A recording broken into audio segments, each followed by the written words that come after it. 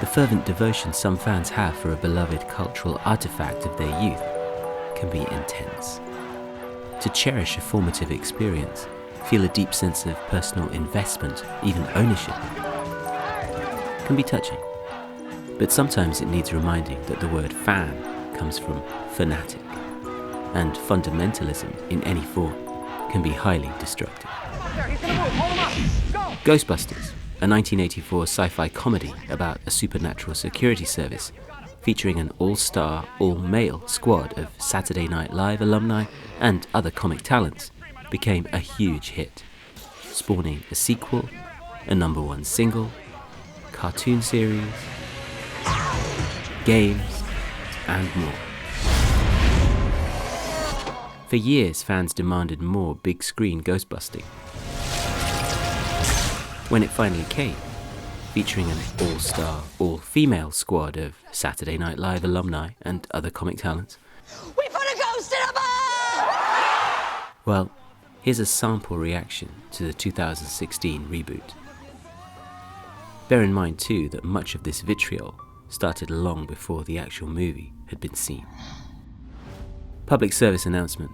This highly vocal and visible minority doesn't make everybody down on Ghostbusters 2016 a rabid troll or sexist brat. That said, its sheer scale and focus strongly suggests premeditated, coordinated, and targeted hostile action. You want to see it? I would love to see it. It also throws up interesting questions about where this bile stems from. Did Ghostbusters 84's all-boys club somehow engender this misogynistic attitude? And how might an all-female reboot counteract it? We succeeded at doing the thing that we have talked about since we were little kids. And you want to risk it all, what, for him? Who cares if you impress him? Oh, God, you two are something. A bold gambit right off the bat, given the love for Bill Murray, Dan Aykroyd and co., is that Ghostbusters 2016 doesn't acknowledge or evidently exist in the same universe as its 84 predecessor. It does, however, follow down a startlingly similar path. Initial proof of genuine ghostly activity, before we're introduced to our team, a skeptic, a true believer, and an oddball. Their faith is confirmed in messily tactile form. They form a team, set up shop in Manhattan, hire in an extra pair of hands, and soon attract attention for their paranormal protection. Naturally, there's a possessed nemesis, or two, before city officials get involved and forces conspire to set free an ectoplasmic extravaganza, and the perfect chance to save the city and regain public trust and adoration. We're the Ghostbusters! Hey, if it ain't bust. The net result of these step-by-step parallels is a strange no man's land, looking to forge new horizons whilst conspicuously retreading old ground. Guys, I cannot do it by myself. Ghostbusters 2016 takes every opportunity to give a shout out to the original. Hell no. Bar the retired Rick Moranis, all 6 of the other major Ghostbusters actors appear in cameos, even the late Harold Ramis, as do 2 of its major ghosts.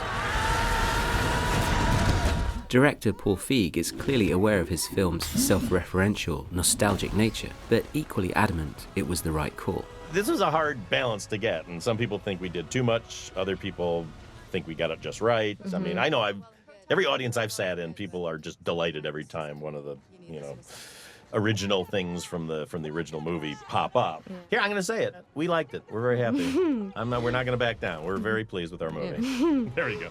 Still, despite the connections and callbacks, what's equally noticeable about the reboot is its shift in tone.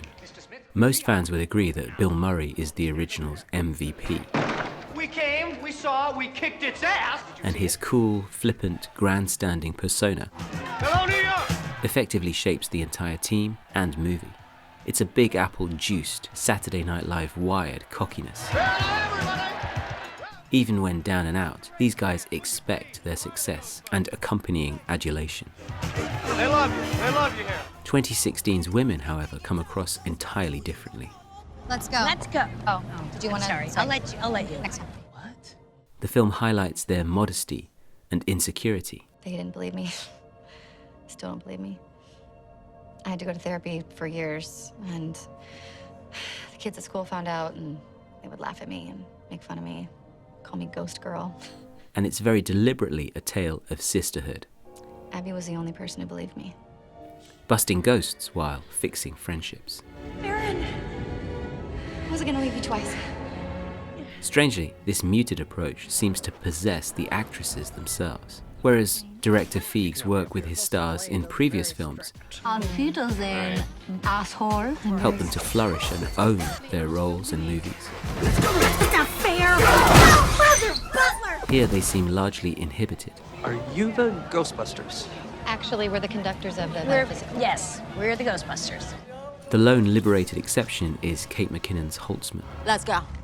Probably the one female Ghostbuster you can imagine people cosplaying at future conventions and Halloween parties. Shut up! Did audiences mistake the reboot's framing vulnerability, or its acknowledgement of how women are habitually undermined in the workplace, for a weakness they didn't like to see in ghostbusting? One also wonders if a certain defensiveness was built in or incorporated into the film at a script level. Certainly the cast have claimed awareness of a backlash even while shooting. Look at these comments. We have to bring a ghost back to this lab and document it, you guys. I mean, this stuff is real. We have to be able to prove it. We will, and you shouldn't be reading this stuff. You're not supposed to listen to what crazy people write in the middle of the night online. And surely it's no coincidence that their initial nemesis here is epitomized by the worst kind of male geek. You must have been afforded the basic dignity and respect of a human being, which I have been denied. Wrong, ignored, and ridiculed by the world, and out to get revenge, preferably on the opposite sex. Sorry, this isn't your lucky day. Bill Murray's crew, by contrast, are never really underdogs. They're alpha males. And for all their charm and charisma, their tendency to pull rank or punch down on anyone in their way, particularly the film's few female characters, Are you, Alice, menstruating right now? I'll bet you're gonna be thinking about me. Don't stare at me. You got the bug eyes. No kiss. one hopes that the Ghostbusters male entitlement in '84 didn't fuel the more extreme reactions to the women of 2016. Then again, Ghostbusters '84 is very much a product of its time. It's hard to imagine a quote-unquote family film I want you inside me. getting away with some of the film's more risque humor today. Sounds like you got at least 2 people in there already. Might be a little crowded. But then this rougher, more provocative style is clearly part of its appeal, and Aykroyd and Ramis' script's many quotable lines. Okay. So, she's a dog. Batman, what happened? Are you okay? He slimed me. Everything was fine with our system until the power grid was shut off by Dickless here. Is this true? Yes, it's true.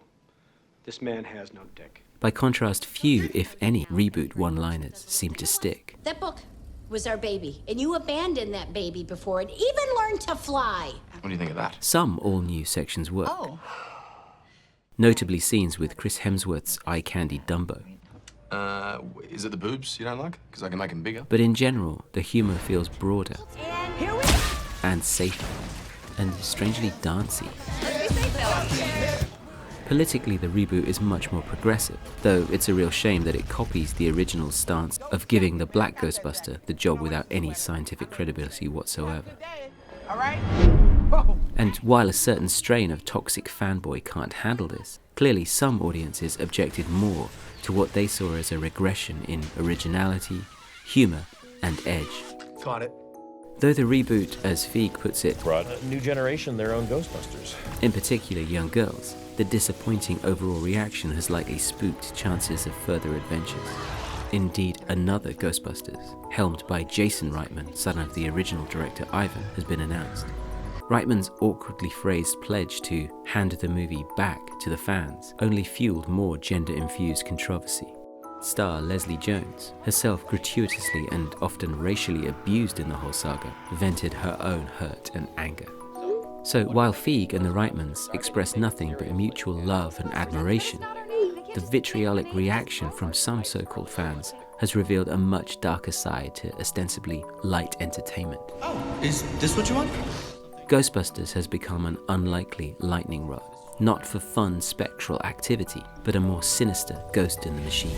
He's really going for it. And when that ugly apparition rises, the question remains, who are you gonna call?